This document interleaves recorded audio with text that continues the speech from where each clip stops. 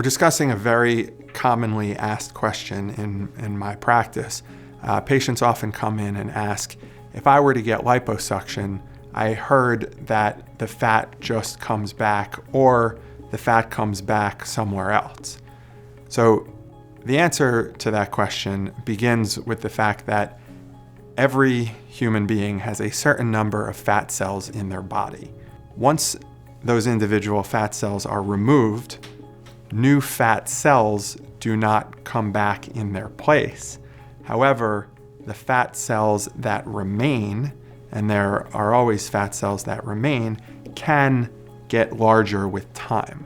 So, if I were to perform liposuction on the lower part of someone's abdomen, which is a very common area to perform liposuction and an area where liposuction works really well, it's unlikely that if that person maintains the same level of diet and exercise, that fat is going to come back in that region or anywhere else. However, if that person stops exercising and starts eating a diet that is not healthy, then they are likely going to gain weight. On a percentage or proportion basis, they're going to gain less weight in areas that have been treated with liposuction because those areas have fewer fat cells. So if one were to gain an enormous amount of weight after liposuction, they would potentially disproportionately gain weight in areas that have not been treated with liposuction.